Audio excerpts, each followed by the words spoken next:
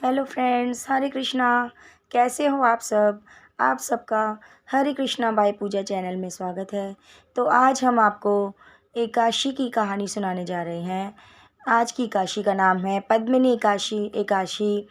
यह एकादशी 3 सालों में एक बार आती है, क्योंकि ये पुरुषोत्तम मास की शुक्ल पक्ष की एकादशी कहलाती है। इसका नाम है पद्मिनी एकादशी। इस दिन राधा कृष्ण और शिव पार्वती की पूजा की जाती है।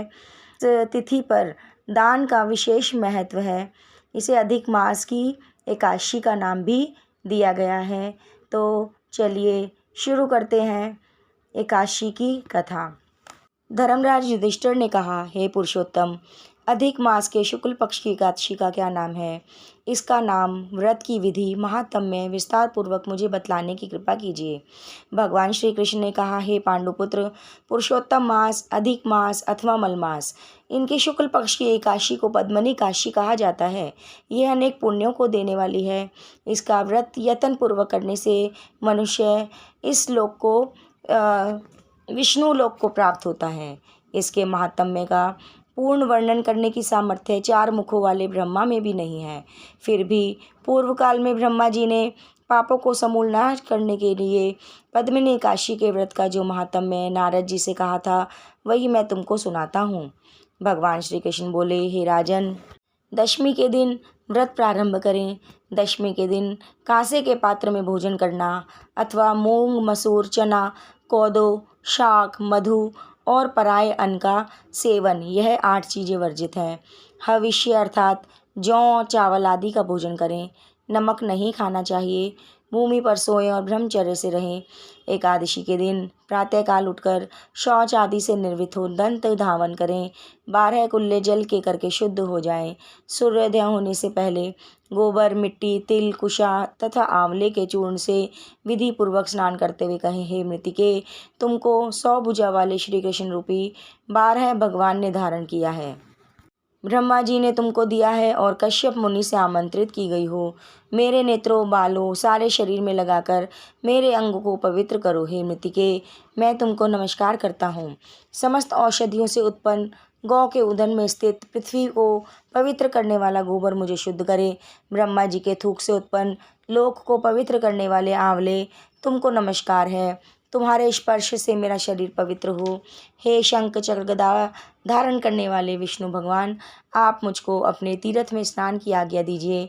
इस प्रकार वरुण के मंत्रों को पढ़ते हुए गंगा आदि तीर्थों का स्मरण कर जलाशय में विधि पूर्वक स्नान करें। मुख, पीठ, हृदय और शरीर खूब अच्छे से तरह मर्जन करें।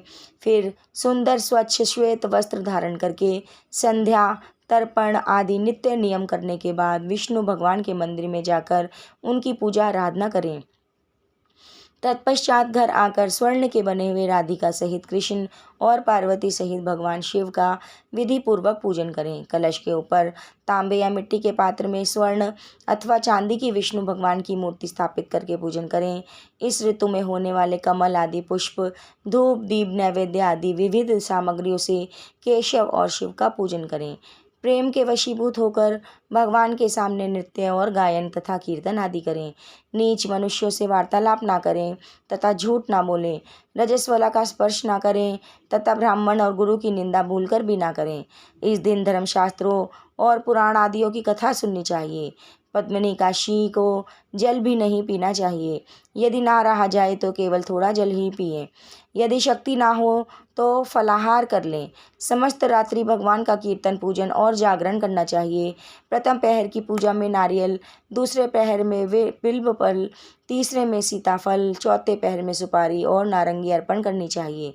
प्रथम पहर का पूजन करने से अग्निहोष्ट्रम यज्ञ का फल प्राप्त होता है। दूसरे प्रहर की पूजा से वाजपेयी यज्ञ का, तीसरे प्रहर की पूजा से अश्वमेघ यज्ञ का, चौथे पहर की पूजा से जागरण का और राजसूय यज्ञ का फल मिलता है। इस व्रत से बढ़कर अन्य कोई यज्ञ, तप, दान और पुण्य नहीं है। जिसने इस एकादशी का व्रत किया उसने पृथ्वी के सारे तीर्थ और क्षेत्रों के दर्शन व स्नान कर लिए। इस प्रकार सूर्योदय तक जागें। सूर्य के उदय होने पर उत्तम नदी, सरोवर या तीर्थ स्थल में जाकर स्नान करें। विधि पूर्वक भगवान का पूजन करें और श्रेष्ठ ब्राह्मणों को भोजन कराएं। घड़ा आदि का पूजन कर ब्राह्मणों को दान कर दें। जो मनुष्य उपयुक्त विधि अनुसार व्रत करते हैं उनका यह व्रत सफल हो जाता है तथा अंत में मुक्ति प्राप्त होती है। श्री कृष्ण भगवान ने आगे कहा, हे राजेंद्र, जिसने पद्मनी काशी का व्रत कर लिया उसने मानो सभी व्रतों को कर लिया। अब तुम पद्मनी काशी की कथा ध्यानपूर्वक सुनो।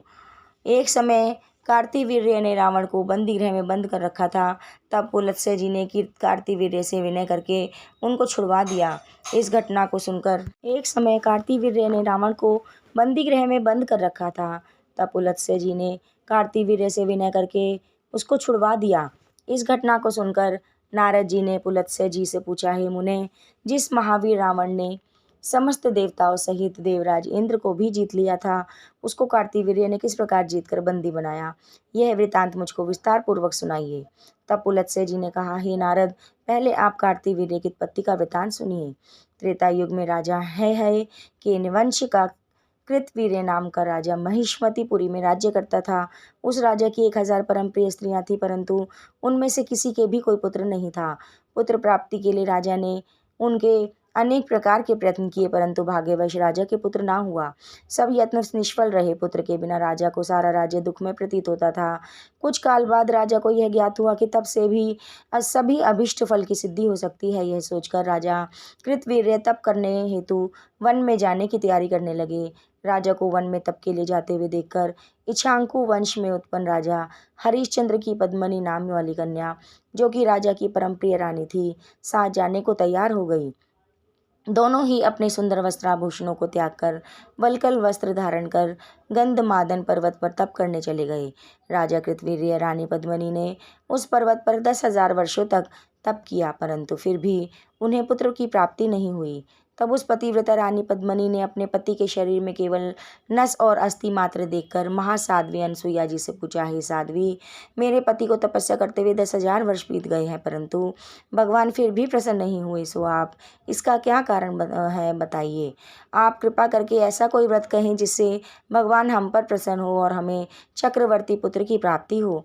पद्मनी जी से अनसुईया जी ने कहा, हे सुंदरी, वर्ष के 12 मासों के अतिरिक्त एक अधिक मास होता है जो 32 मास के पश्चात आता है। इस अधिक मास के शुक्ल पक्ष में द्वादशी युक्त पद्मनी और कृष्ण पक्ष में परमा नाम की 2 एकादशियाँ आती हैं। शुक्ल पक्ष की पद्मनी काशी को जागरण सहित तुम उनका व्रत करो। इस व्रत के करने से भगवान तुम पर प्रसन्न होकर शीघ्र ही पुत्र देंगे। इसके पश्चात अनसुईया जी ने रानी से व्रत की सब विधि कही। इसको सुनकर रानी पद्मनी पुत्र प्राप्ति की इच्छा से इस व्रत को करने लगी। वह सदैव एकादशी को निराहार रहती, रात को जागरण करती थी। व्रत के समाप्त होने पर भगवान विष्णु प्रसन्न होकर गरुड़ पर आरूढ़ होकर उसके पास आए और वर मांगने के लिए कहा। रानी ने इस प्रकार उनकी स्तुति करते हुए विनय की, हे महाराज, आप मेरे पति को वरदान दीजिए। भगवान बोले, हे सुंदरी, मल मास के समान मुझको और दूसरा कोई मास प्रिय नहीं। इससे एकादशी को जो व्रत और जागरण अनसुईया जी के कथन अनुसार तुमने किया है, उससे मैं तुम पर अत्यंत प्रसन्न हूँ। ऐसा कहकर संसार के दुखों का नाश करने वाले श्री विष्णु भगवान ने राजा से कहा, हे राजन, जिससे आपका मनोरथ सिद्ध हो वह वर मांग लो। तुम्हारी पत्नी ने मुझको प्रसन्न किया है। तब राजा कृतवीर्य ने सर्वश्रेष्ठ और यशस्वी पुत्र का वर मांगा। कहा, हे जगदीश्वर प्रभु, मेरे पुत्र ऐसा परमवीर हो, आपके अतिरिक्त देवता, मनुष्य, नाग, दैत्य, राक्षस आदि किसी से भी ना मरे। राजा की बात सुनकर वरदान देकर भगवान विष्णु अंतर्ध्यान हो गए। इस प्रकार वर के प्रभाव से पद्मनी के कार्तिवीर्य नामक तेजस्वी पुत्र उत्पन्न हुआ। तीनों लोकों में भगवान विष्णु के अतिरिक्त उनको जीतने में अन्य कोई समर्थ नहीं था। तब यदि दशकंधर रावण कार्तिवीर्य से पराजित हो गया तो इसमें कौन सी आश्चर्य की बात है, क्योंकि महाबली कार्तिवीर्य देवताओं के भी देवता भगवान विष्णु के वर से उत्पन्न हुए थे। अतः रावण पर उनकी विजय कोई आश्चर्य का विषय नहीं। नारद जी को इतना कहकर पुलत्स्य मुनि अपने आश्रम को चले गए। श्री कृष्ण ने आगे कहा, राजन, यह मैंने मलमास के शुक्ल पक्ष की एकादशी के व्रत का महात्म्य में कहा है। जो कोई इस व्रत की कथा को पढ़ते या सुनते हैं वे संसार में यशस्वी होकर अंत में अनंत काल तक विष्णुलोक में वास करते हैं। बोलो बांके बिहारी लाल की जय। दोस्तों, अगर आपको मेरा वीडियो पसंद आया हो तो इसे लाइक, शेयर और सब्सक्राइब करना ना भूलें। जल्द मिलेंगे एक नई वीडियो के साथ। हरे कृष्णा।